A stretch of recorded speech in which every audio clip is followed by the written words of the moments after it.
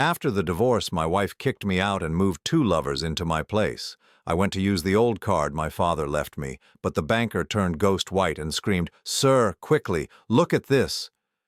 My blood immediately ran cold when I discovered that, "I'm glad to have you here. Follow my story until the end and comment the city you're watching from so I can see how far my story has reached. My name is John, and at 56 years old, I thought I knew what rock bottom felt like. I was wrong. Rock bottom isn't losing your job or facing financial ruin. Rock bottom is standing on your own front porch, suitcase in hand, watching your wife of 28 years laugh as two men carry your belongings to the curb." "Don't look so pathetic, John," Jessica said, her voice dripping with a cruelty I'd never heard before. She stood in the doorway wearing a silk robe I'd bought her for our anniversary last year, her blonde hair perfectly styled even at 10 in the morning. Behind her I could see him, Marcus, her personal trainer who was young enough to be our son. He smirked at me over her shoulder, his muscled arms crossed like he owned the place. "Jessica, please," I said, my voice cracking in a way that made me hate myself. "We can work this out. Whatever's wrong, we can fix it." She laughed, and the sound cut through me like broken glass. "Fix it? John, you still don't get it, do you?" She stepped closer, close enough that I could smell her expensive perfume mixed with something else. Someone else. "There's nothing broken here except you. There never was anything to fix." 28 years of marriage. 28 years of believing we were building something together. I had worked 60-hour weeks at the manufacturing plant, saved every penny I could, skipped vacations and fancy dinners so we could pay off our mortgage early.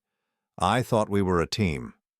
"The house is mine, John," she continued, pulling a legal document from behind her back. "Daddy's lawyers made sure of that. You signed the papers yourself last month when you thought you were just updating our insurance beneficiaries." My stomach dropped as I recognized my own signature at the bottom of the page. She had tricked me into signing away my rights to our home, the place where we'd planned to grow old together. "You can't do this," I whispered. But even as I said it, I knew she already had. A second man appeared behind Marcus. Tony, I think she'd called him. He was older than Marcus, maybe 40, with the kind of confidence that comes from never having to work for anything real. He put his hand on Jessica's waist possessively, and she leaned into him like they'd been together for years. "Actually, she can," Tony said, his voice smooth and educated. "I should know.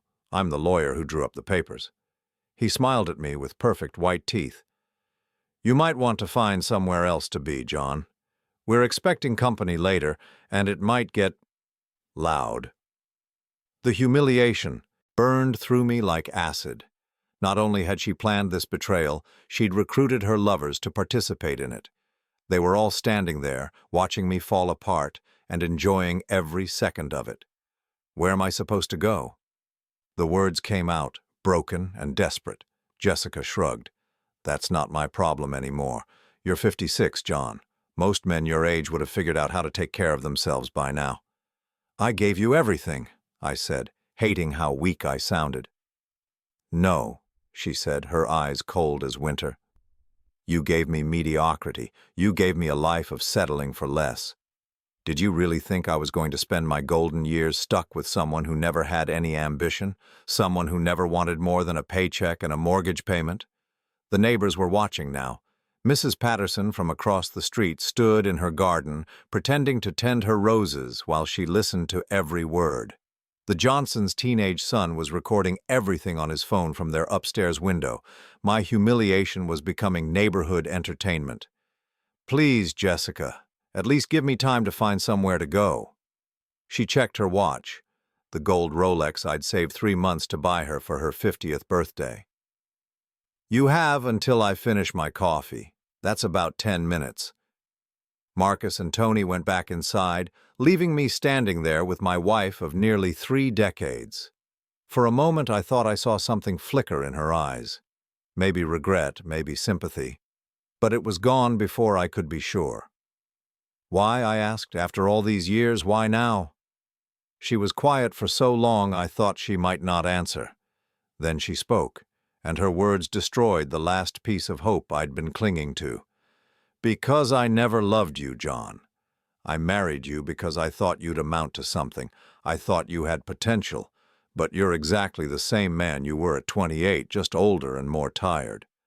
She paused, studying my face like she was memorizing my pain. "I wasted the best years of my life waiting for you to become someone worth being married to." The front door slammed shut, leaving me standing alone on the porch of the home we'd shared for 15 years. Inside, I could hear laughter, Jessica's laugh mixed with deeper, masculine voices. They were celebrating my destruction. I picked up my suitcase and walked to my truck, a 15-year-old Ford that I'd maintained myself because we'd been saving money for someday projects that would never happen now. My hands shook as I turned the key, and for a moment the engine wouldn't start. Even my truck seemed ready to abandon me. When it finally turned over, I sat there for a long time, trying to figure out where to go. I had $837 in my checking account, no credit cards that weren't maxed out, and no family except a sister in Oregon who I hadn't spoken to in 5 years. That's when I remembered the envelope. It was sitting in my glove compartment where it had been for 15 years, yellowed and forgotten. My father had given it to me the day before he died, along with strict instructions not to open it unless I was truly desperate. At the time, I'd thought he was being dramatic. Dad had always been prone to grand gestures and mysterious statements that turned out to be nothing special. "When there's nowhere else to turn," he'd said, gripping my hand with fingers that were already growing cold. "When you feel like you've lost everything and there's no way forward, that's when you open this, Johnny. Not before." I'd been 28 then, married for less than a year, full of hope for the future. The idea that I might someday be truly desperate seemed impossible. Dad had been a simple man, a mechanic who fixed cars and lived in the same small house his entire adult life. What could he possibly leave me that would matter in a real crisis? Now, sitting in my truck while my wife entertained her lovers in what used to be our home, I finally understood what desperation felt like. I pulled the envelope from the glove compartment with trembling fingers. My name was written on the front in Dad's careful handwriting, along with a note, "For John, when all else fails." Inside was a single credit card, old and yellowed with age, and a slip of paper with a 4-digit number written in pencil. Nothing else. No explanation, no instructions, just a card that looked like it belonged in a museum and a PIN number.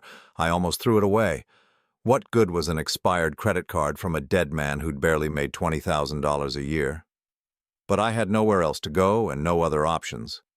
The card felt strangely warm in my hand, and something about the way Dad had insisted I keep it safe made me hesitate. Maybe there was still a small balance on it.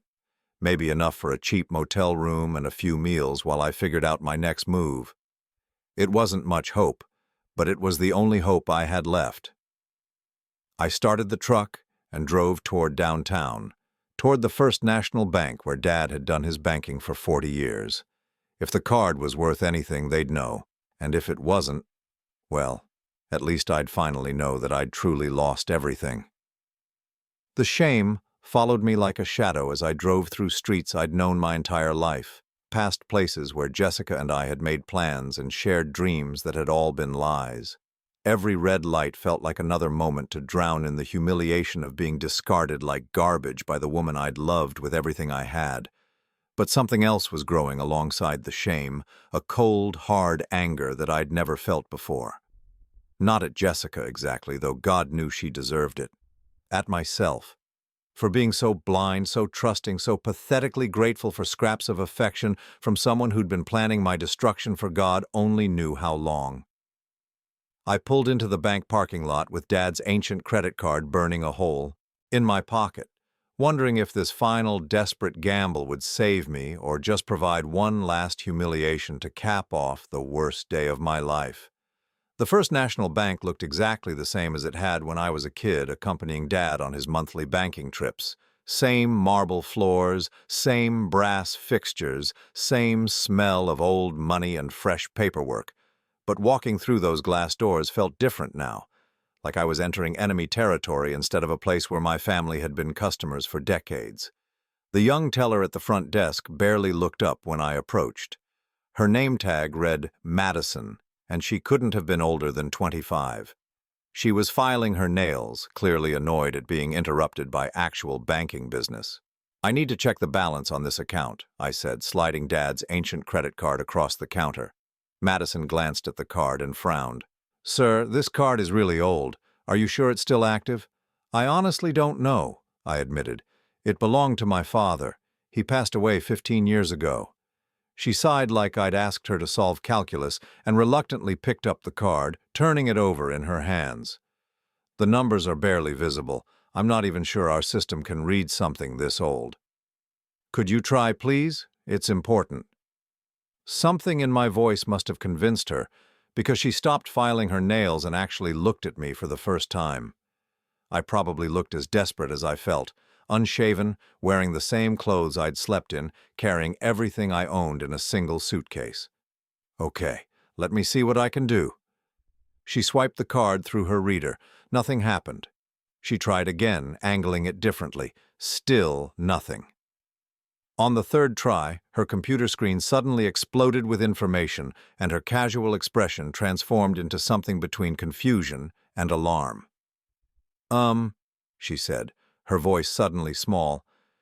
"Can you hold on just 1 second?" She didn't wait for my answer before hurrying away from her station, taking the card with her.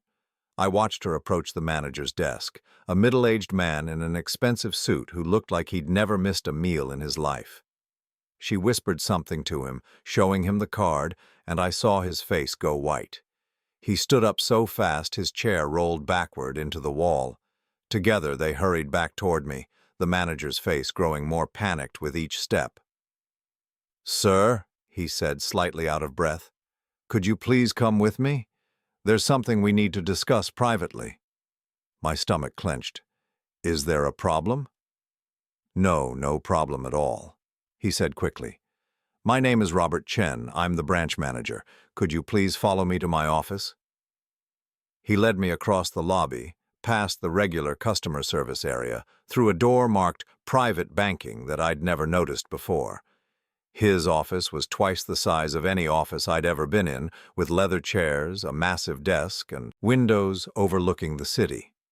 "Please sit down," he said, gesturing to one of the leather chairs. His hands were shaking slightly. "Can I get you coffee? Water? Anything? I just want to know if there's any money on my father's card." Mr. Chen sat behind his desk and stared at his computer screen like it might attack him. "Sir, before we proceed, I need to verify your identity. Can you please provide me with your full legal name and social security number?" I gave him the information, watching his face grow more incredulous as he typed. After several minutes of clicking and typing, he stopped and looked at me with something approaching awe. "Mr. Morrison," he said carefully, "how long has it been since you last accessed this account?" "I've never accessed it. Like I told the teller, it was my father's card. William Morrison. He died 15 years ago." "And you're his son? His only heir?" "Yes, why? What's wrong?" Mr. Chen took a deep breath and turned his computer screen toward me. "Sir, please look at this." What I saw made no sense. The screen showed an account summary with my father's name at the top, but the numbers couldn't be real. They had to be some kind of mistake. Available balance: $12,467,893.47. I blinked hard and looked again. The numbers didn't change. "This has to be an error," I said weakly. "I thought so too," Mr. Chen said. "That's why I've spent the last 10 minutes running verification checks. Mr. Morrison, this account has been accumulating interest and investment returns for 15 years. Your father set up what we call a dormant growth account with very specific instructions." My head was spinning. What kind of instructions? The account was designed to remain inactive until accessed by his heir, you, using this specific card and the PIN number he provided. During the dormant period, the principal amount was invested in a diversified portfolio managed by our private wealth division. "But my father was a mechanic," I said, still staring at the impossible numbers on the screen. "He lived in a 2-bedroom house. He drove a pickup truck that was older than I was." Where would he get $12 million? Mr. Chen's expression grew even more serious. Mr. Morrison, according to our records, your father initially deposited $800,000 when he opened this account 28 years ago. He made additional deposits totaling approximately $2.2 million over the following 13 years. That's impossible. My father never had that kind of money. Sir, Mr. Chen said gently, this account is connected to 17 different investment portfolios, 3 trust funds, and a network of international holdings. Your father wasn't just a mechanic. According to our records, he was one of the most successful private investors we've ever had as a client. I felt like I was drowning in information that couldn't possibly be true. You're telling me my father was secretly rich? Not just rich, sir. Your father was what we call a financial genius. Look at this. He turned the screen back toward himself and clicked through several pages. He bought Microsoft stock in 1986, Apple in 1997, Google in 2004, Amazon in 2001. Every major tech success story of the last 30 years he was invested in before anyone else. My hands were shaking as I tried to process what I was hearing. But he lived like he was poor. We all lived like we were poor. According to his notes in our system, that was intentional. He believed that showing wealth would make his family a target. He wanted you to learn the value of hard work and self-reliance before you inherited anything. What notes? Mr. Chen clicked his mouse several more times, then began reading from the screen. Upon my death, this account and all associated holdings should remain dormant until my son John has experienced true hardship and genuine need. Only when he has lost everything and has nowhere else to turn should this inheritance be revealed to him. It is my hope that by then he will have learned the difference between want and need and will use this gift wisely. The words hit me like a physical blow. My father had known. Somehow he'd known that someday I'd be exactly where I was right now, desperate, betrayed, with nothing left but the clothes on my back and an old credit card. There's more, Mr. Chen said quietly. Mr. Morrison, your father left specific instructions about what should happen when you finally accessed this account. Would you like me to read them? I nodded, not trusting my voice to work. When my son finally comes to you, he will be broken. Help him understand that this money is not charity or luck, but the result of careful planning and sacrifice. Tell him that every dollar I earned, every stock I bought, every investment I made was done with love for him and hope for his future. Tell him that being poor taught me the value of wealth and being rich taught me the value of simplicity. Most importantly, tell him that this inheritance comes with only one condition, that he use it to build something real, something lasting, something that would make his old man proud. By the time Mr. Chen finished reading, my eyes were burning with tears I was too proud to let fall. My father, the man I'd thought was just a simple mechanic, had been planning for this moment for 30 years. Sir, Mr. Chen said softly, there's something else you need to know. This account has been monitored for any attempts at unauthorized access. According to our security logs, someone has been trying to find information about your inheritance for the past 10 years. My blood went cold. What do you mean? Multiple inquiries from someone claiming to be your wife, Jessica Morrison. She provided your social security number and personal information, insisting she had a right to know about family assets. We've been turning her away because your father's instructions were very specific. Only you, using this card with the PIN he provided, could access any information about this account. The betrayal hit me like a sledgehammer. Jessica had known. She'd known about my father's money for 10 years and had been trying to get her hands on it. That's why she'd married me. That's why she'd stayed with me through years of what she called my mediocrity. She hadn't been waiting for me to become someone worth loving. She'd been waiting for me to inherit money she thought she could take. The most recent inquiry was just last week, Mr. Chen continued. She seemed quite frustrated when we refused to provide any information. Last week? Just days before she'd thrown me out of the house I'd paid for, signed away by legal documents I'd been tricked into signing. She must have realized she was never going to access my father's money through normal channels, so she'd decided to destroy me completely and take what she could get. But she'd made one crucial mistake. She'd assumed that my father's inheritance would be something she could steal through divorce proceedings or legal manipulation. She had no idea that the old man she'd never respected had been 10 steps ahead of her from the very beginning.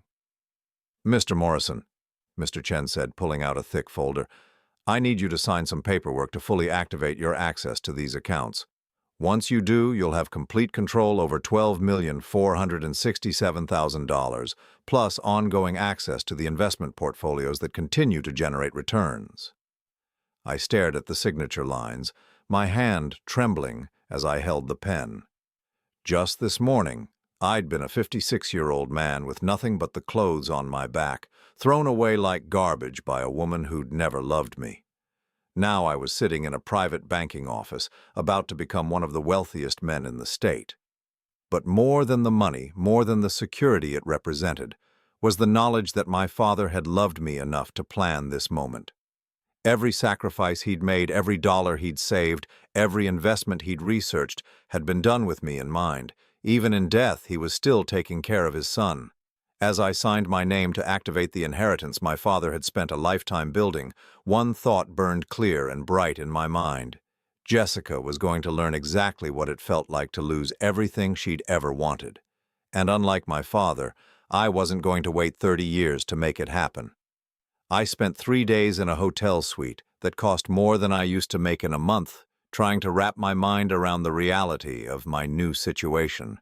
The Grandview Hotel's presidential suite felt like living inside a magazine, all marble countertops and floor-to-ceiling windows overlooking the city. But luxury couldn't silence the questions that kept me awake at night. How had my father accumulated millions while living like he barely had hundreds? Why had he kept it secret from everyone, including me? And most importantly, how long had Jessica known about the money she'd been trying to steal? Mr. Chen had given me a thick folder containing 15 years of account statements and investment records, but reading through them felt like learning about a stranger. The William Morrison in these documents bore no resemblance to the father I thought I knew. The man who'd raised me had worked 60-hour weeks at Murphy's Auto Repair, came home covered in grease every night, and clipped coupons to save 50 cents on groceries. This other William Morrison had been making stock trades worth hundreds of thousands of dollars, purchasing real estate across 3 states, and building an investment portfolio that would have impressed Wall Street professionals. On the 4th day, I decided I needed answers that no bank statement could provide. I drove to Murphy's Auto Repair, the shop where Dad had worked for 37 years until the day he died. The building looked smaller and more run down than I remembered, but old Murphy was still there, now in his 80s, still arguing with customers and fixing cars like he had something to prove. "Johnny Morrison," he said when he saw me walk through the bay doors. "Heard about you and Jessica. Sorry, son. Never did like that woman much." "Thanks, Mr. Murphy. Actually, I wanted to ask you about my dad." "Bill, hell of a man, your father. Best mechanic I ever had." Murphy wiped his hands on a greasy rag and studied my face. "You look like you got questions." "Did you know Dad had money? I mean real money." Murphy's expression changed, becoming more guarded. "What kind of money?" "The kind that would surprise you." The old man was quiet for a long moment, then gestured for me to follow him to his office, a cramped space filled with 30 years of automotive magazines and coffee stains. He closed the door behind us. "Your daddy swore me to secrecy," Murphy said finally, "but I guess that don't matter now, him being gone and all." He sat heavily in his chair. "Bill didn't just work here, Johnny. He owned 40% of this shop." I felt my knees go weak. "What?" "Been partners since 1978. I provided the location and the reputation. He provided the capital and the business sense. Every major decision we made together, every expansion, every equipment purchase, that was Bill's money making it happen. But he acted like an employee. That was his choice. Said he didn't want people treating him different, didn't want his family thinking money was the most important thing in life." Murphy pulled out a bottle of whiskey and 2 glasses from his desk drawer. Your father was the smartest man I ever met, Johnny. Not book smart, life smart. He understood things about money that most people never figure out. Like what? Like the fact that having it changes you, but people knowing you have it changes them. Murphy poured 2 shots and pushed one toward me. Bill used to say that visible wealth made you a target for every con artist, gold digger, and lazy relative in the county, so he hid it. I downed the whiskey in one burning gulp. Did anyone else know? Your mother knew, God rest her soul. She was the only one until... Murphy hesitated. Until what? Until about 10 years ago when your wife started coming around asking questions.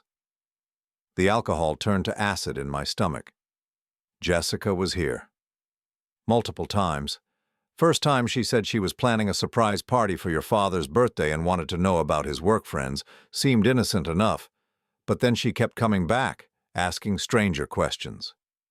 What kind of questions? About how much Bill made, whether he had any side businesses, if he ever talked about investments or savings, real pointed questions like she was fishing for something specific. Murphy leaned forward.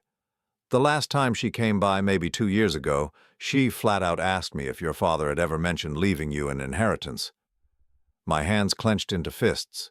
What did you tell her? Told her to mind her own damn business. But Johnny, that woman was determined. She had this look in her eyes like a hunting dog that caught a scent. I left Murphy's shop with my head spinning and drove aimlessly through town, trying to piece together a timeline that made sense. 10 years ago, Jessica had started her investigation. That was around the time she'd suddenly become more interested in our finances, more insistent that we update our wills and insurance policies. It was also when she'd started encouraging me to have a better relationship with my father. At the time, I'd thought she was being caring and thoughtful.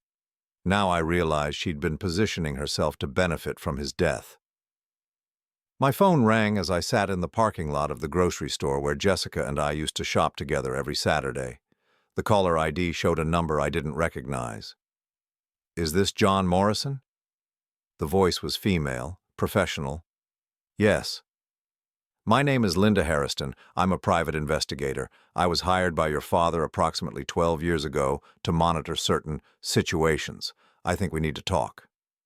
20 minutes later, I was sitting across from a woman in her 50s who looked like she could break someone's arm without messing up her hair. Linda Harrison had the kind of calm competence that comes from years of dealing with other people's secrets and lies. Your father hired me in 2012, she said, opening a thick file folder. He was concerned about some unusual behavior from your wife and wanted documentation of her activities. What kind of activities? Initially, adultery. He'd noticed Jessica making frequent trips to places she claimed to be shopping, but always came home empty-handed. He was worried she might be having an affair and that you'd be hurt financially in a divorce. Linda pulled out a series of photographs. Jessica entering a downtown hotel with a man I didn't recognize. Jessica at expensive restaurants with the same man. Jessica in what appeared to be very intimate conversations in various locations around the city. This went on for approximately 8 months, Linda continued. But what your father found most interesting wasn't the affair itself. It was what Jessica and her companion were discussing. She handed me a small recording device. Your father had me plant listening devices in Jessica's car during one of her shopping trips. What you're about to hear was recorded 3 years ago. I pressed play with trembling fingers. Jessica's voice came through clearly, along with a man's voice I didn't recognize. I'm telling you, Tony, there's money somewhere, big money. His father lives like a pauper, but I've seen things that don't add up. What kind of things? Bills getting paid that shouldn't be affordable on a mechanic's salary, property taxes on that house of theirs that should have bankrupted them years ago. And John mentioned once that his father helped him buy our house. But where would a car repair guy get $30,000? So what's your plan? I'm working on it. John's too trusting to ask the right questions, but I'm not. I've been to his father's work, tried the bank, even hired a lawyer to see if there are any public records. Something's there, Tony, I can feel it. And when you find it? Jessica's laugh was cold and calculating. When I find it, John becomes expendable. Linda stopped the recording and looked at me with something approaching sympathy. There's more, Mr. Morrison, much more. Over the next hour, she showed me evidence of a conspiracy that had been building for nearly a decade. Jessica hadn't just been unfaithful, she'd been systematically investigating my family's finances with the help of Tony Carlisle, a lawyer who specialized in asset recovery and divorce proceedings. They'd hired private investigators of their own to research my father's background. They'd contacted former employers, neighbors, anyone who might have information about hidden wealth. Jessica had even convinced me to sign papers that I thought were insurance updates, but were actually legal documents giving her power of attorney over certain assets if I became incapacitated. Your father discovered most of this about 3 years ago, Linda said. That's when he contacted me again and asked me to expand my investigation. Expand it how? He wanted to know everything about Jessica's background, her family, her finances, and especially her relationship with Mr. Carlisle. Linda pulled out another folder. What we found was very interesting. The documents she showed me painted a picture of Jessica that I'd never suspected. Before marrying me, she'd been briefly engaged to a man named Richard Sawyer, a wealthy businessman who'd broken off their engagement when he discovered she'd been stealing money from his accounts. No charges were filed, but the private settlement required Jessica to repay nearly $50,000 and agree never to contact him again. There's more, Linda said.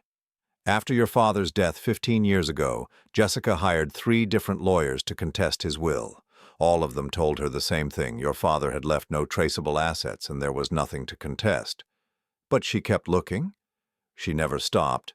In fact, according to my sources, just last month she retained Mr. Carlisle to prepare divorce papers and a comprehensive asset search. They were planning to file for divorce and demand half of any inheritance you might eventually receive.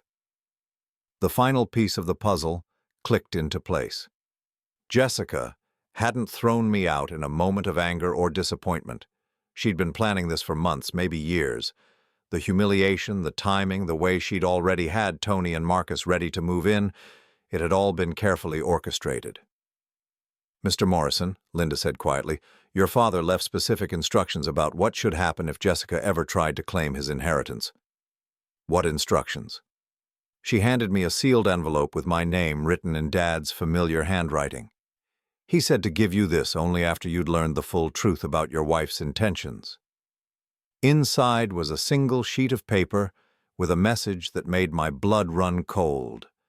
Johnny? If you're reading this, it means Jessica showed her true colors just like I thought she would. The money I left you isn't just an inheritance, son, it's ammunition. Use it wisely and remember what I always told you. The best revenge isn't getting mad, it's getting even. Your loving father, Bill. Beneath his signature was an address I'd never seen before, along with a safety deposit box number and a key taped to the bottom of the page. As I sat in Linda Harriston's office, holding my father's final message, I finally understood the game Jessica had been playing. She'd spent 10 years positioning herself to steal an inheritance she thought would make her rich. She'd destroyed our marriage, humiliated me in front of our neighbors, and conspired with her lovers to leave me with nothing. But she'd made one critical error. She'd assumed my father was a simple man who'd leave behind a simple inheritance that could be stolen through legal manipulation and careful planning. She had no idea that the old mechanic she'd never bothered to respect had been playing chess while she was playing checkers. And now it was my move. The address my father had left led me to a storage facility on the outskirts of town, the kind of place where people keep things they can't bear to throw away, but don't want cluttering their daily lives. Unit 47 was climate-controlled and larger than my first apartment, filled with filing cabinets, boxes, and a desk that looked like it belonged in a corporate boardroom.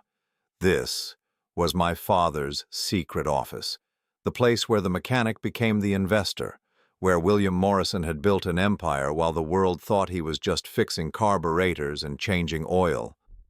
I spent 6 hours going through his files, and what I found changed everything I thought I knew about my life, my marriage, and the people I'd trusted most. Dad had kept meticulous records of every phone call Jessica had made to his workplace, every visit she'd paid to Murphy's shop, every attempt she'd made to access information about our family's finances. He'd documented her meetings with lawyers, private investigators, and financial consultants. He'd even somehow obtained copies of the divorce papers she'd had prepared 2 years ago, papers that demanded half of all assets, including anticipated inheritance from family members. But Jessica wasn't the only one who'd been hunting for my father's money. In a folder marked Family Concerns, I found a correspondence file that made my stomach turn. My sister Margaret, who lived in Oregon and who I'd barely spoken to in 5 years, had been in regular contact with Jessica for the past 8 years. They'd been coordinating their efforts to find Dad's hidden assets. The earliest letter was dated 3 months after Dad's funeral. Margaret's handwriting was unmistakable. Jessica, I know you're as frustrated as I am about Dad's will. There's no way he lived that frugally and died with nothing to leave us. He was hiding money somewhere, and we need to work together to find it. John's too sentimental and trusting to ask the hard questions, but we're not. Their correspondence revealed a conspiracy that went far deeper than adultery or gold digging. Margaret had been providing Jessica with family information, childhood stories about Dad's habits, memories of him counting large amounts of cash when we were kids, details about his private conversations that only family would know. In exchange, Jessica had been funding Margaret's investigation efforts. I found bank records showing that Jessica had sent my sister nearly $25,000 over the past 5 years. Money that Margaret had used to hire genealogy researchers, private investigators, and legal consultants to trace Dad's financial history. They'd discovered that Dad owned property in Oregon under Margaret's current address. They'd found records of stock purchases made through brokerages in cities we'd visited during family vacations. They'd even located 3 banks where Dad had maintained accounts under variations of his name. But the most damning evidence was in a folder labeled Contingency Plans. Jessica and Margaret had prepared for multiple scenarios. If Dad's inheritance was discovered before his death, they planned to have him declared incompetent and take control as his caregivers. If the inheritance was revealed after his death, they intended to contest the will by claiming he'd been mentally ill and manipulated by outside influences, namely me. If those strategies failed, they had a backup plan that made my blood run cold. They intended to have me declared mentally unstable following Dad's death, using my grief and emotional state as evidence that I was unfit to manage large amounts of money. Margaret would step in as my next of kin and closest family member to manage the inheritance for my own protection. The final document in the folder was a letter dated just 3 weeks ago, written in Jessica's handwriting. Margaret, it's time to move forward with the final plan. John's becoming suspicious about the divorce papers, and I can't keep pretending much longer. I'm going to force him out of the house this week and let Tony move in officially. Once John's out and desperate, we'll push him toward a breakdown that gives you legal grounds to take control of any inheritance that surfaces. The house is already in my name thanks to those papers he signed, so he'll have nothing left but whatever Dad might have hidden. When that comes to light, you'll be there to help him manage it. I sat in that storage unit until well past midnight, reading through 15 years of documentation that painted a picture of betrayal so systematic and complete that it took my breath away. This wasn't a marriage that had gone bad or a family that had grown apart. This was a carefully orchestrated long-term fraud, and I had been the target from the very beginning. The next morning, I drove to the safety deposit box that Dad's key opened. The First National Bank's vault manager, a woman in her 60s who remembered my father, led me to box number 218 in the secured area of their basement. "Your father was very specific about this box," she said as she inserted her master key. "He left instructions that it should only be opened by you personally, and only after you'd inherited his primary accounts." Inside the box was another world of secrets that my father had hidden for decades. There were photographs of Jessica that I'd never seen before, surveillance pictures of her entering hotels, meeting with men I didn't recognize, and engaging in activities that clearly predated our marriage by several years. Some of the photos were time-stamped from our honeymoon period when I'd thought we were building a life together based on love and trust.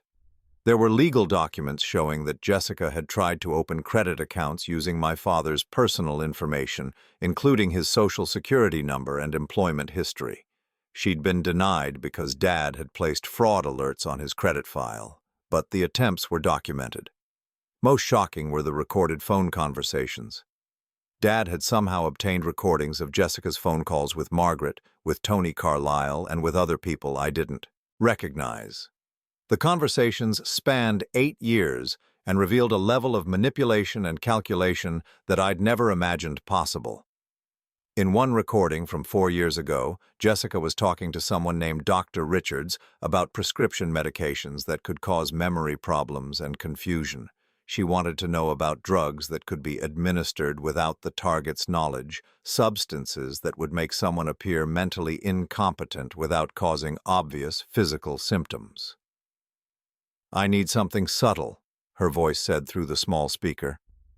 "Something that would make an older man seem forgetful and disoriented, but not obviously poisoned. It's for a family situation. We're concerned about my father-in-law's mental state, and we want to document his decline for legal purposes." My father had been protecting himself from being drugged and manipulated by my own wife. Another recording, this one more recent, captured a conversation between Jessica and Margaret about the timing of Dad's death. "He's getting suspicious," Jessica said. "I think he knows we've been investigating his finances. Tony thinks we should speed up our timeline." "What does that mean?" Margaret's voice was fuzzy but audible. "It means we might need to help him along to his final reward. He's old, he's got heart problems, and accidents happen to elderly people all the time." My hands were shaking as I realized what they were discussing. My father hadn't died of natural causes 15 years ago. He'd died because Jessica and Margaret had decided he was more valuable dead than alive. The final item in the safety deposit box was a letter addressed to me, dated just 1 week before Dad's death. "Johnny. If you're reading this, it means they finally succeeded in killing me. I've known about Jessica's plan for 2 years, and I've been documenting everything. The evidence is all here, son.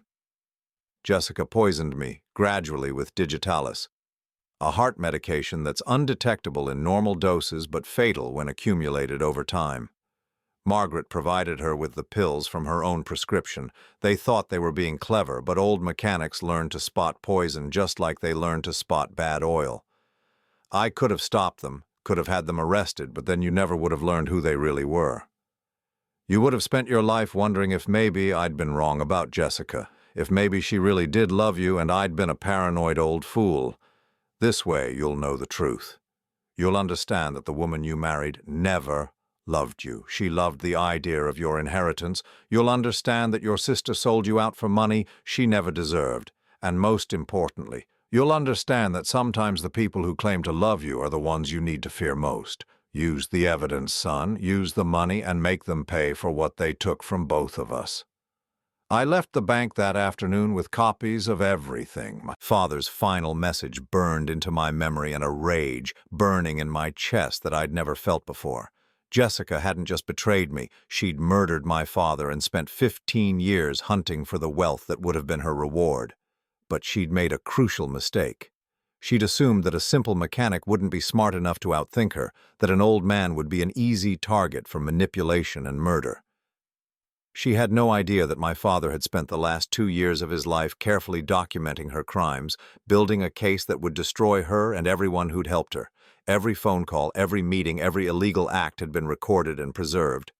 Now I had $12 million, a complete record of their conspiracy, and legal evidence that my wife was a murderer who'd been planning to steal everything my father had worked to build. Jessica thought she'd gotten away with the perfect crime. She thought she'd successfully eliminated the old man and positioned herself to claim his fortune through marriage and manipulation. What she didn't know was that her perfect crime was about to become her perfect downfall. And this time I wasn't going to be the trusting, naive husband who signed papers without reading them. This time I was going to be my father's son. I spent 2 weeks planning my response, and every detail mattered. This wasn't about revenge, it was about justice for my father and protection for any future victims of Jessica and Margaret's schemes. But more than anything, it was about making sure they faced the consequences of their choices without them ever seeing it coming. My first call was to Linda Harriston, the private investigator my father had trusted. She agreed to meet me at the storage unit where I showed her everything I'd discovered. "Mr. Morrison," she said after reviewing the evidence, "this is enough to put them both in prison for 25 years. Murder, conspiracy, fraud, identity theft. The district attorney would love this case." "I don't want them in prison," I said quietly. "Prison would be too easy. I want them to lose everything they care about, the same way they made my father lose his life and tried to make me lose my dignity." Linda studied my face for a long moment. "What did you have in mind?" "I want them to destroy themselves. I want them to face the same desperation and humiliation they put me through, and I want them to know at the end exactly who brought them down." We spent 3 hours developing what Linda called surgical precision justice. Every move would be legal, documented, and devastating. Jessica and Margaret had spent years building their conspiracy. Now I was going to spend weeks dismantling their lives, piece by careful piece. Step 1 was financial strangulation. Through my father's inheritance, I had access to private investigators, forensic accountants, and legal resources that Jessica and Margaret couldn't imagine. Within 5 days, I had complete documentation of their financial lives going back 10 years. Jessica had been living far beyond our apparent means for years. The expensive clothes, the luxury spa treatments, the frequent shopping trips that never resulted in purchases. She'd been funding her lifestyle with credit cards and loans that she'd hidden from me. Her debt totaled nearly $87,000 across 11 different accounts. Margaret's situation was even worse. The money Jessica had sent her over the years hadn't gone toward investigating Dad's finances. It had gone toward gambling. My sister had a severe addiction to online poker and sports betting that had consumed every dollar she could access. She owed $43,000 to various creditors and was 3 months behind on her mortgage. Using my father's wealth, I quietly purchased their debts from the collection agencies and credit companies that held them. It took some negotiation and premium payments, but within 2 weeks I owned every dollar they owed to anyone. Then I called in all the debts at once. Jessica received a certified letter at the house she'd stolen from me, informing her that all of her outstanding balances were now due in full within 30 days. Failure to pay would result in immediate legal action, asset seizure, and credit destruction. Margaret received a similar letter at her address in Oregon, along with foreclosure papers for her house. Neither of them knew where the letters had come from. The collection notices were sent through a law firm that specialized in debt recovery, with no mention of my name or involvement. Step 2 was professional destruction. Jessica worked part-time as a real estate agent, a job she'd taken mainly for the social status and flexible schedule. Through Linda's investigation, I learned that Jessica had been using her access to client information for identity theft purposes. She'd been opening credit accounts using information from home buyers, then making small charges that would go unnoticed for months. I compiled evidence of her fraudulent activities and submitted an anonymous report to the State Licensing Board, the FBI's Financial Crimes Division, and the real estate brokerage where she worked. Jessica lost her license, her job, and her professional reputation within 1 week. Margaret worked as a nurse in Oregon, a position that required a clean criminal background and financial responsibility. I sent evidence of her gambling addiction, debt problems, and conspiracy activities to the Oregon State Board of Nursing. They suspended her license pending a full investigation. Step 3 was social isolation. Using the recorded conversations my father had preserved, I had clear evidence of Jessica's affairs and her plans to defraud multiple people. I didn't release this information publicly. Instead, I sent carefully edited portions to specific individuals who needed to know the truth. Tony Carlisle, the lawyer who'd been helping Jessica plan my destruction, received copies of recordings where Jessica mocked his intelligence and discussed her plans to betray him once she'd gotten what she wanted. He immediately withdrew from all legal proceedings and terminated their relationship. Marcus, the personal trainer Jessica had moved into my house, received evidence that Jessica had been telling Tony she planned to get rid of Marcus as soon as the divorce was finalized. Marcus moved out that same day. The other men Jessica had been seeing received similar revelations about her true intentions and her financial desperation. Within a week, she was completely alone. Step 4 was legal exposure. I took copies of my father's evidence to the district attorney's office, but not to file charges. Instead, I requested that they open an investigation into Dad's death and preserve all evidence pending further developments. This created an official record and started a legal process that would make it impossible for Jessica and Margaret to disappear or destroy evidence. I also filed civil lawsuits against both of them for wrongful death, fraud, conspiracy, and theft. The lawsuits weren't designed to win money. I already had more money than I needed. They were designed to create public records that would follow Jessica and Margaret for the rest of their lives. By the end of the third week, the effects of my campaign were becoming visible. Jessica had lost her job, her lovers, her credit, and her legal support. The house she'd stolen from me was mortgaged beyond its value, and with her income gone, she couldn't make the payments. The credit card debt I'd called in was growing daily with interest and penalties. Margaret had lost her nursing license, her house, and her source of income. Her gambling addiction had been exposed to her employer, her neighbors, and her creditors. She was facing bankruptcy and homelessness. But I wasn't finished. The final phase of my plan required perfect timing and absolute precision. I waited until Jessica was at her lowest point, jobless, broke, abandoned by her lovers, facing financial ruin. Then I made a phone call I'd been planning for weeks. "Jessica," I said when she answered her phone. Her voice was hoarse, probably from crying. "John?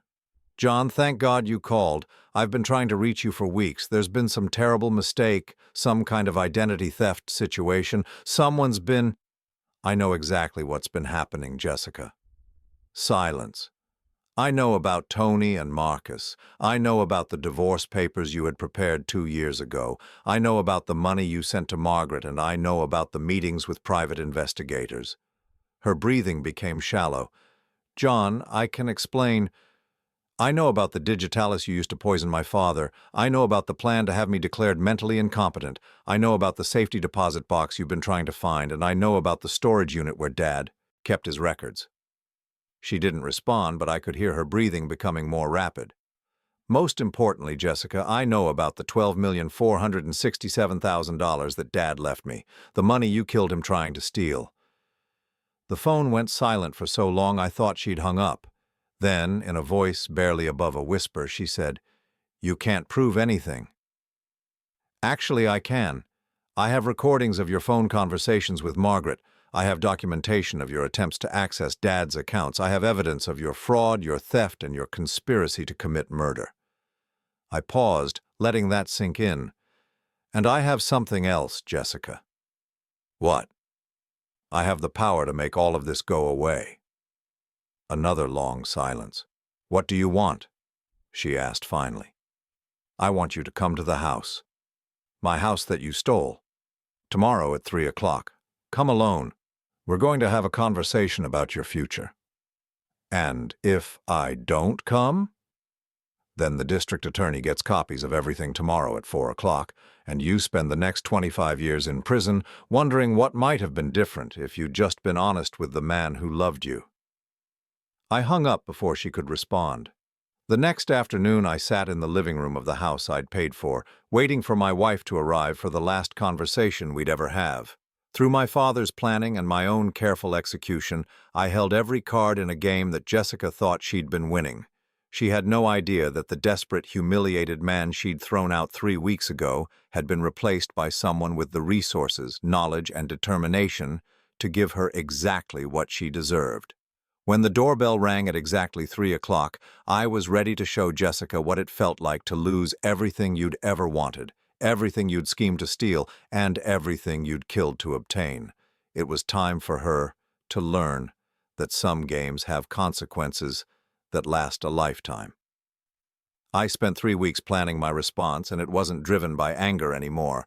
Anger was hot and reckless, and anger made mistakes. What I felt now was cold, calculated, and patient. The same methodical approach my father had used to build his fortune while keeping it hidden from predators like Jessica.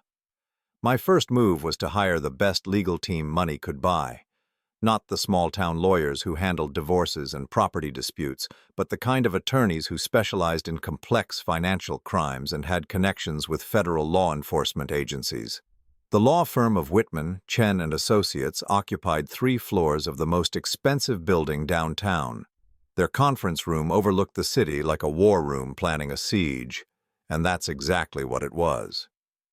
"Mr. Morrison," said Patricia Whitman, the senior partner who'd agreed to take my case personally, "what you've brought us represents one of the most comprehensive cases of conspiracy, fraud, and premeditated murder we've ever encountered. The evidence your father collected would be enough to send multiple people to federal prison for the rest of their lives." Around the conference table sat 5 attorneys, 2 forensic accountants, and a former FBI agent who now worked as a private investigator.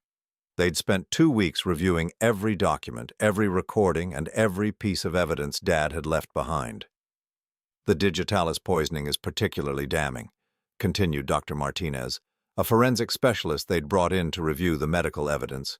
"Your father was clever enough to save hair and nail clippings in the months before his death. The tissue samples show steadily increasing levels of digitalis over a 6-month period, exactly consistent with gradual poisoning." "Can we prove Jessica administered it?" I asked. "Between the pharmacy records showing Margaret's prescription filled more frequently than medically necessary, the recorded phone conversations about acquiring untraceable medications, and the tissue evidence, we have an ironclad case for first-degree murder," Patricia said. "But Mr. Morrison, prosecution is only one option. Given the scope of their conspiracy and the ongoing nature of their crimes, we can pursue several different strategies." She spread out a series of charts and timelines across the table. "Jessica and Margaret aren't just guilty of murdering your father. They've committed mail fraud, wire fraud, conspiracy to commit theft, attempted identity theft, and multiple counts of financial fraud. Margaret has been using falsified documents to claim ownership of properties that belong to your father's estate. Jessica has been living in a house that she obtained through forged signatures and fraud. What do you recommend?" "We destroy them systematically," said James Chen, Patricia's partner. "We use the civil courts to recover every penny they've stolen or fraudulently obtained. We use the criminal courts to ensure they spend the rest of their lives in prison, and we use the federal courts to make sure they never profit from their crimes in any way." Over the next hour, they outlined a strategy that was as thorough as it was devastating. "We would file criminal charges for my father's murder in 3 different jurisdictions, since parts of the conspiracy had taken place across state lines. We would pursue civil asset forfeiture to reclaim everything Jessica had obtained through fraud, including our house, her cars, and any other property purchased with stolen money. Most importantly, we would use the RICO statutes, laws originally designed to combat organized crime, to treat Jessica, Margaret, Tony Carlisle, and anyone else involved as members of a criminal enterprise. This would allow us to seize their assets, freeze their accounts, and hold them financially responsible for each other's crimes. The beauty of RICO, explained Sarah Kim, the former FBI agent, is that once we establish the criminal enterprise, every member becomes liable for every crime committed by any other member. Jessica becomes responsible for Margaret's fraud in Oregon. Margaret becomes responsible for Jessica's murder of your father. Tony becomes responsible for all of it. How long will this take? The criminal cases could take 2 to 3 years to fully resolve, Patricia said. But the civil asset forfeiture can begin immediately. We can freeze their assets and seize their property within 72 hours of filing the paperwork. And in the meantime? Patricia smiled, and it wasn't a pleasant expression. In the meantime, we make their lives as difficult as they've made yours. The next phase of the plan was more personal. While the lawyers handled the legal aspects, I had my own work to do. Jessica had built her conspiracy on the assumption that she was smarter than everyone around her, that she could manipulate and deceive without consequences. She'd gotten away with murder for 15 years because she thought no one would ever discover the truth. But she'd made one critical error. She'd underestimated my father, and now she was underestimating me. My first target was Tony Carlisle, the lawyer who'd been helping Jessica plan my destruction. According to Linda Harriston's investigation, Tony specialized in what he called lifestyle divorces, helping wealthy wives divorce their husbands while hiding assets and manipulating the legal system to maximize their settlements. What Tony didn't know was that several of his previous clients had been unhappy with his services, and one of them was willing to talk to investigators about his methods. With $12 million backing my legal team, it wasn't difficult to convince them to come forward. Within a week, we had testimony from 3 former clients who described how Tony had encouraged them to lie about domestic abuse, hide assets in offshore accounts, and forge documents to support their divorce claims. One woman had recorded her conversations with Tony, including detailed discussions about how to falsely accuse her husband of mental illness to gain control of his inheritance. The State Bar Association received a comprehensive complaint about Tony's conduct, supported by documented evidence of legal fraud and ethics violations.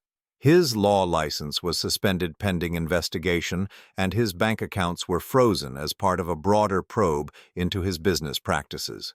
But the real blow came when we revealed that Tony had never been legally divorced from his first wife.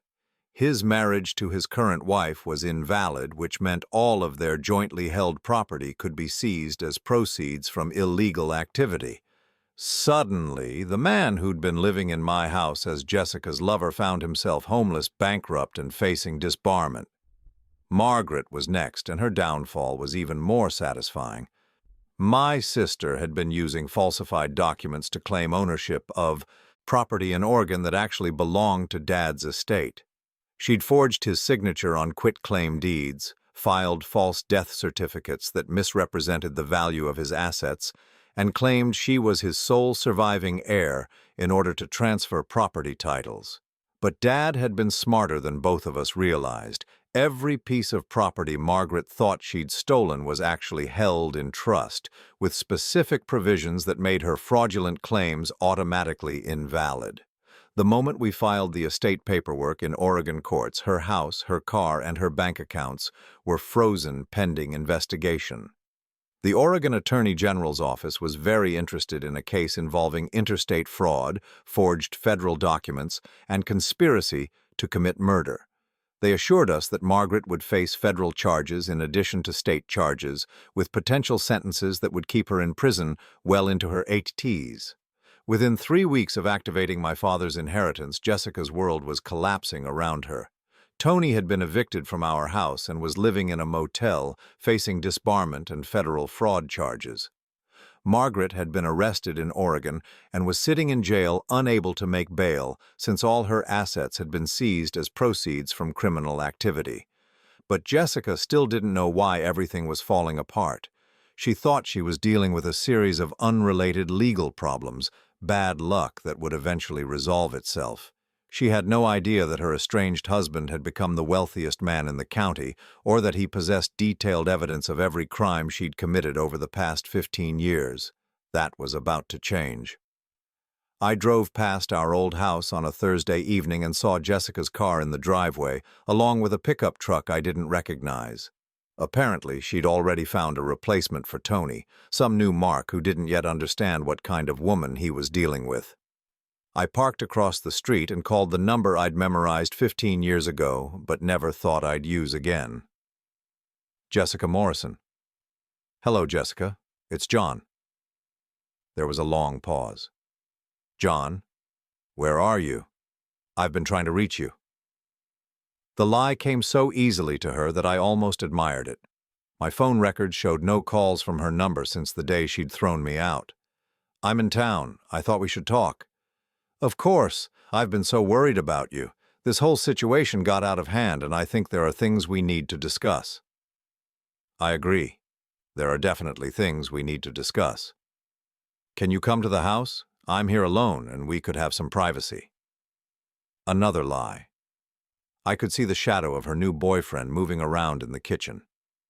Actually, I'd prefer somewhere more neutral. How about Denny's on 5th Street? The one where we had our first date? That sounds perfect. When? How about right now? 20 minutes later, I sat in the same booth where Jessica and I had shared our first meal 29 years ago, back when I'd been young enough to believe that love was simple and trust was automatic. She arrived exactly on time, dressed in the kind of expensive outfit that should have been impossible on an unemployed woman's budget. She slid into the seat across from me, and for just a moment I saw a flicker of the woman I'd thought I'd married. Beautiful, confident, seemingly warm and caring. "John," she said, reaching across the table to touch my hand. "I'm so glad you called. I've been hoping we could work this out." I didn't pull my hand away. "Work what out, Jessica?" "This whole misunderstanding. I know things got heated the other day, and I said some things I didn't mean. But we're adults, we're married, and I think we can find a way to move forward together." "Move forward?" "I've been thinking about what you said, about us building something together. Maybe it's time we looked at new opportunities, new ways to secure our future." She was already planning her next con, already working the angles to find out if I'd discovered any inheritance worth stealing. "What kind of opportunities?" "Well, I know this sounds morbid, but with your father gone all these years, there might be assets or accounts that we never properly investigated. Maybe it's time we hired a lawyer to look into the estate more thoroughly." I almost laughed. Even now, even after everything that had happened, she was still hunting for my father's money. She had no idea that she was sitting across from the heir to $12 million, trying to convince him to hire lawyers to find wealth that was already in his bank account. "That's an interesting idea," I said. "But Jessica, before we talk about the future, I think we need to discuss the past." Her smile flickered slightly. "What do you mean?" "I mean Margaret, I mean Tony. I mean the $25,000 you've sent my sister over the past 5 years. I mean the digitalis you used to poison my father." The color drained from her face so fast that I thought she might faint. She pulled her hand away from mine like I'd suddenly caught fire. "I don't know what you're talking about." "Yes, you do. You know exactly what I'm talking about. The question is, what are you going to do about it?" Jessica's eyes darted around the restaurant like a trapped animal looking for an escape route. Her breathing became shallow and rapid, and her hands started trembling. "John, you're scaring me. I think you might be having some kind of breakdown."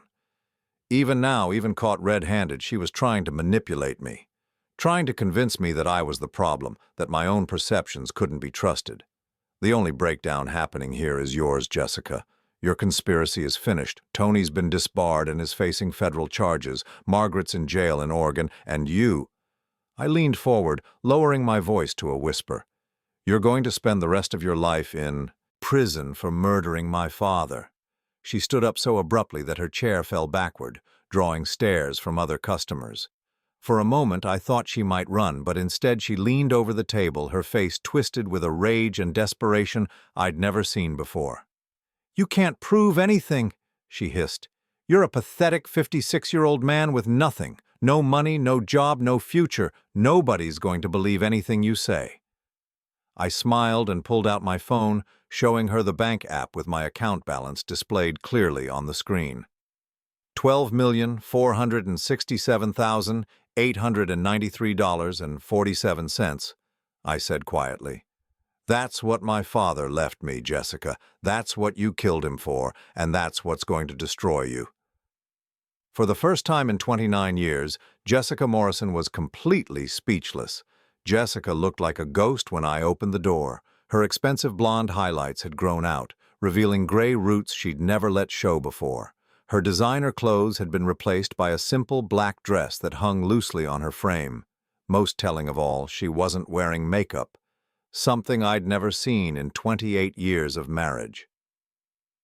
"Hello, John," she said quietly, her voice barely above a whisper. I stepped aside to let her enter the house she'd stolen from me, the house where she'd planned to live with her lovers while I rotted in poverty and despair. She moved through the living room like someone visiting a crime scene, touching familiar objects as if they might disappear. "Sit down," I said, gesturing to the couch where we'd once watched movies together during happier times that I now knew had been completely fabricated. She sat on the edge of the cushions, her hands folded in her lap, her eyes fixed on the coffee table we'd picked out together 15 years ago. "How long have you known?" she asked. "About the inheritance? 3 weeks? About your conspiracy with Margaret? 2 weeks? About my father's murder?" I paused, watching her face carefully. "Long enough?" She closed her eyes, and for a moment I thought she might cry, but when she opened them again, they were dry and resigned. "What happens now?" "That depends on you." I sat across from her in my father's old recliner, the chair where he'd taught me to tie my shoes and helped me with homework and shared the wisdom that had shaped the man I'd become. From this chair, I could see everything. Jessica's fear, her desperation, and the complete collapse of the facade she'd maintained for nearly 3 decades. "I have 2 offers for you," I said. "Choose carefully because you'll have to live with the consequences for the rest of your life." She looked up at me with something I'd never seen in her eyes before, genuine fear mixed with the faint hope that maybe, somehow, she might survive this. "Option 1, I continued, "I give the district attorney everything, the recordings, the financial evidence, the documentation of your fraud and identity theft. You and Margaret both go to prison for murder, conspiracy, and theft. You lose everything, spend the next 25 years behind bars, and die knowing that you destroyed your life for money you never got to enjoy." Jessica's hands began to tremble. "And option 2? You disappear.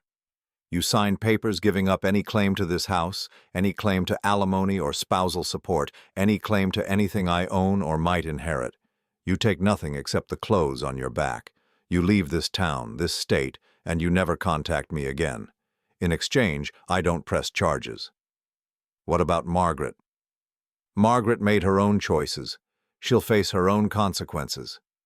Jessica stared at me for a long moment, and I could see her mind working, calculating, trying to find some angle she could exploit.